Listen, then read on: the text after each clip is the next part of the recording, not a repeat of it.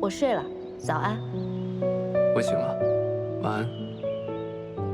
我醒了，晚安。吃饭了吗？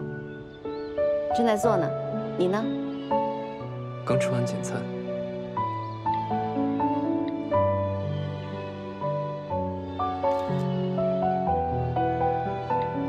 小说写到结局了，杭市的樱花也开了。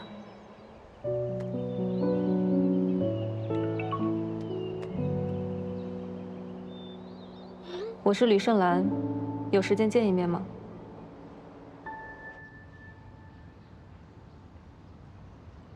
阮小姐看上去气色不错。吕小姐特意来国内找我，应该不只是为了夸我气色好吧？看来你喜欢开门见山，那我直说。华颂回美国有1个多月了，你知道这段时间他是怎么过来的吗？在医院一边做陪护照顾他爸爸，一边要兼顾工作，同时还要准备好几个庭审，就光这些已经够他忙的了。他还要隔着时差陪你通电话，陪你聊天。阮小姐不觉得自己的存在给他带来的只有负担和妨碍吗？吕小姐是以什么样的立场在说这些话呢？我的存在会给谁带来什么？好像也轮不到第三个人来评判。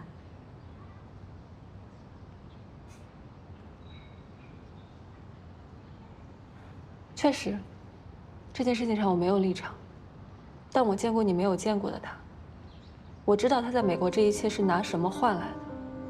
我想这点发言权我还是有的。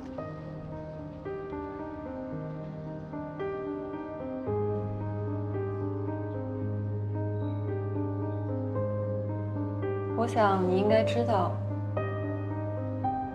一个中国人想要在那里的经营行业做出点成绩，不是一件容易的事情。他们不会因为你是外来者而宽容你，相反，他们会用更加严苛的眼光来看待你。他当年是以全年级最好的成绩毕业的，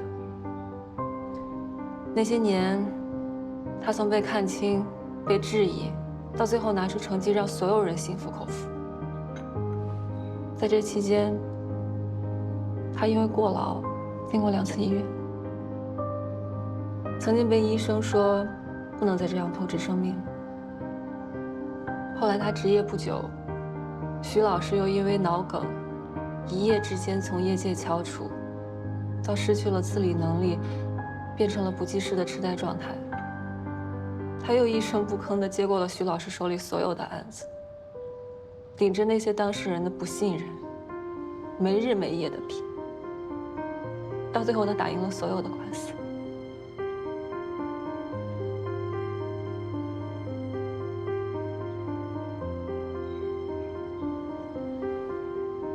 我有的时候就是想不明白，一个人到底是有什么样的信仰，能够支撑他做到这个地步？那好像不是单纯的责任感，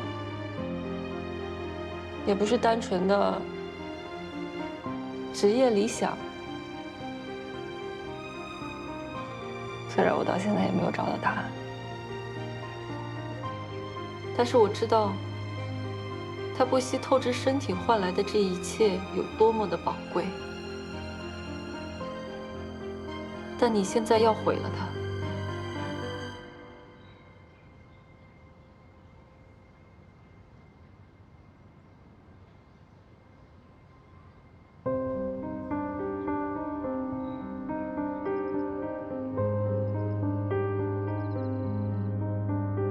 如果他真的愿意为了你放弃美国的一切回国，你能心安理得地接受他这样的牺牲吗？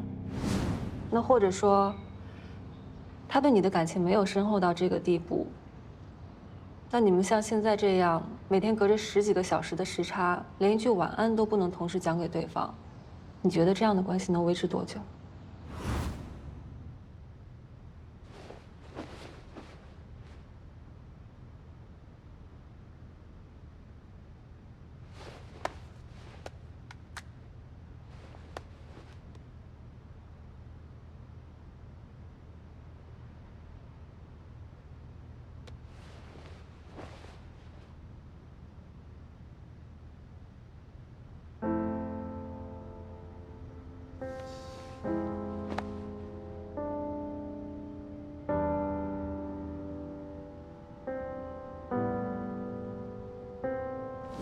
on earth would you make such mistakes?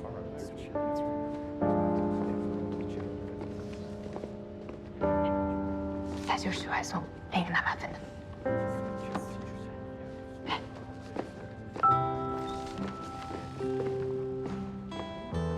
小组作业，和我一起组队。我不需要组队。你只是不需要和比你差的人组队。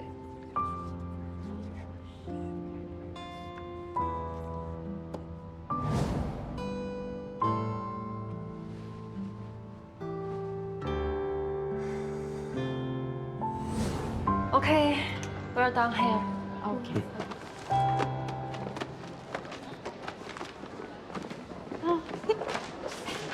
听说你拿到 offer 了，许怀松他爸以后就是你的代教律师啦。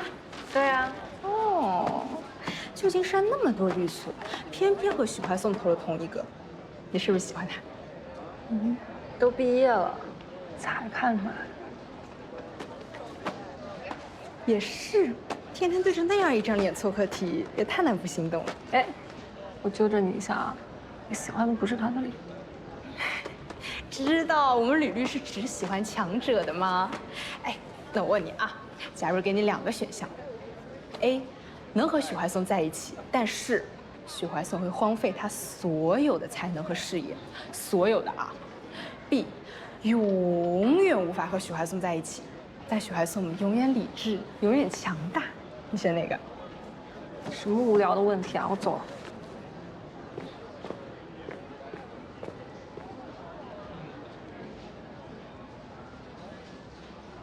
我选 B。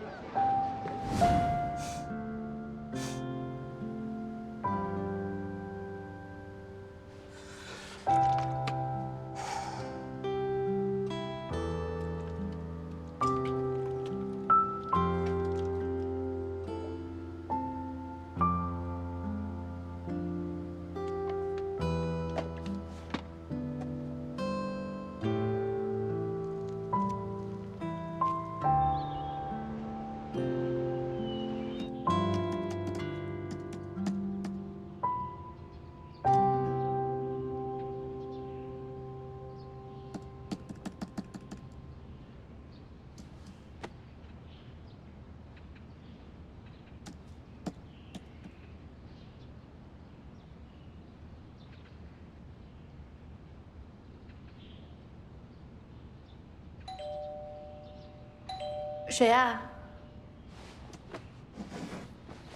来了。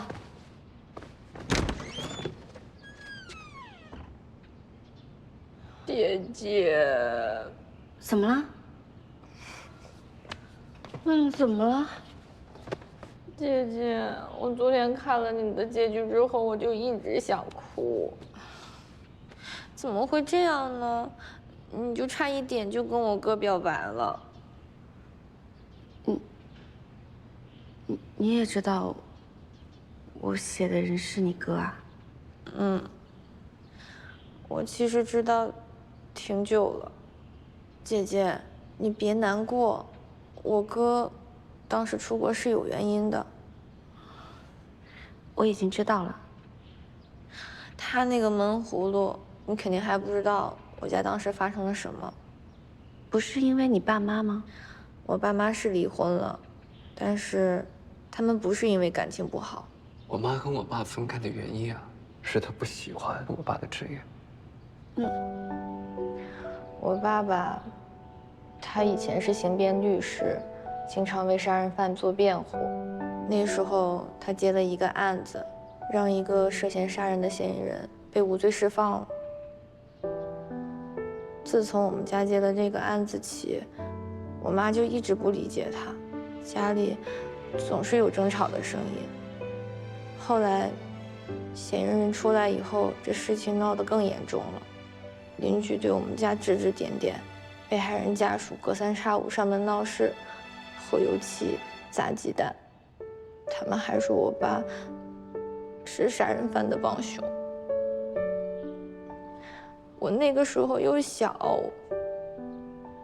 我就有点害怕，所以他们离婚了之后，我就不想跟着爸爸。那你哥呢？我哥应该是为了我才跟着爸爸的，但是他后来对爸爸是什么样的看法，我和妈妈都不知道，因为他也做了律师。但是姐姐你别害怕，他不是刑辩律师。就算你哥哥是刑辩律师，我也不会害怕的。为什么？你不觉得刑辩律师是杀人犯的帮凶吗？每个职业都有各自的职责所在。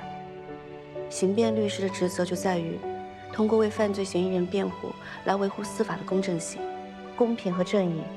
不仅仅是不放过任何一个坏人，也要不冤枉任何一个好人。要做到量刑上既不会过重，也不会过轻。这就是控辩双方在法庭上对抗的意义。否则你想想，为什么有些犯罪嫌疑人明明经济很困难，负担不起律师费，但法院还要为他们申请法律援助呢？那姐姐，他们都说我爸是昧着良心挣钱的。每个行业呢，都存在道德缺失的人，律师这个行业也不例外。可如果你真的想要知道你爸爸到底是个怎么样的人，你应该自己去求证，而不是只听他们说。你说对吗？如果那只是一些不清楚事实，或者不愿意相信事实真相的人的非议，但你却错怪了你爸爸，那是不是会后悔呢？好了，别哭了。姐姐，你还伤心吗？我早就已经不伤心啦。你看，我还准备写男女主久别重逢以后的番外呢。